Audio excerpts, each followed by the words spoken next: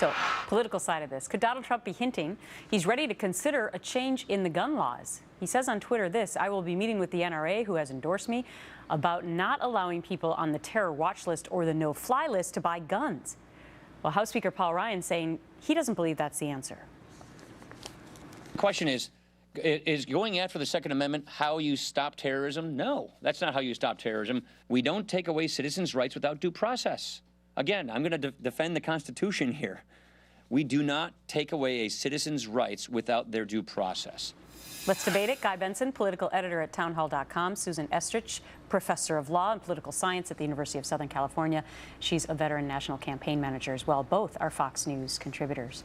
Great to have you both on The Real Story today. Susan, let me get your take on this, because Donald Trump seems to be bucking the system a little bit. He got the endorsement from the NRA, and then he tweeted out that he may be in favor of talking to them about some changes potentially to the law. And we've seen what's been going on Capitol Hill.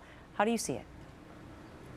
I think Donald Trump is trying to walk a fine line. The Republican primaries and caucuses are over, and Donald Trump is now behaving like general election nominees behave, which is to say he's looking at his positions, and on gun control in particular.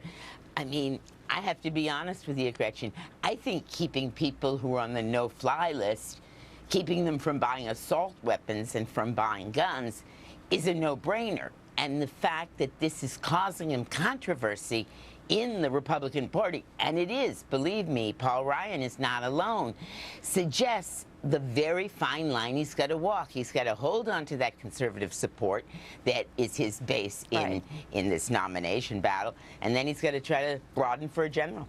Okay, Guy, do you see it that way? Because it's really interesting. Earlier today, people were saying, my gosh, this is such a mistake for Donald Trump to do this with the conservative base. And then on the other hand, a lot of people were saying, well, keep in mind, 35% of the American electorate are independents now.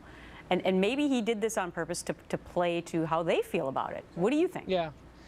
I'm just a little bit mystified and frankly frightened that in the immediate wake of the worst, bloodiest, deadliest terrorist attack on U.S. soil since 9/11, we have gone full throat into a debate on gun control. I mean, after 9/11, we didn't focus like a laser beam on box cutters. After the Boston bombings, we didn't talk about regulating pressure cookers or ball bearings. And yet here we are focusing on this issue. And I'm not saying we shouldn't debate guns and talk about it in a serious way. I get what you're saying. The actual issue is radical Islam and people who want to kill us regardless of the tools. Well, it is about radical Islam terrorism. However, this guy was on, the watch list by the FBI. And so what they're debating now on Capitol Hill, Susan, is whether or not once you're on this watch list, should you ever come off, number one, and should you be able to then buy a gun? I mean, maybe he could have still gotten it illegally, Guy and Susan, but at least he would have not bought it legally, right? Or gone to a gun store. I mean,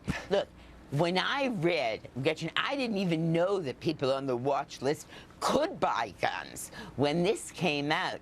And I read that this guy had been on the terror watch list, and there was some question about back in 2014, did he stay on it, even though our reporter was just saying all these horrible things going on in 2014. And I have to tell you, Gretchen, I was shocked. I automatically assumed that if you couldn't get on a plane, you certainly couldn't buy a gun. Yeah. And I think we've got to do a better job. Those are two separate issues. It's a no-fly list, and then it's also the terror watch list. I understand that people believe in due process as well, and people get on those lists erroneously. I want to call your attention to the Boston Globe front cover, though, Guy and Susan. Here's what the image was of that, and it just says simply, "Make it stop." Guy, what's your reaction to that?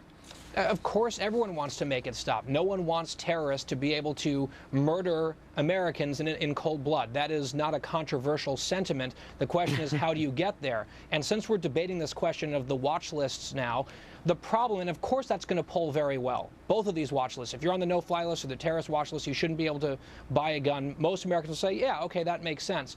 The problem is these are secret watch lists that are notoriously rife with mistakes, and it's based on suspicion, not proof. And a case in point is our colleague here at Fox News, Stephen Hayes, was on the terror watch list. Steve Hayes on this watch list. Right. Should he not be allowed to buy guns simply because for some reason his name ended up on that list? Right. There are actual civil liberties and due process considerations here that are being broomed to the side in a way that I think is very concerning. Well, and that's why some of the Republicans who are at least coming into the conversation today on Capitol Hill or throughout the week have said that that's a very important piece of the puzzle, and they don't want to pass anything that doesn't have that in there, some sort of protection.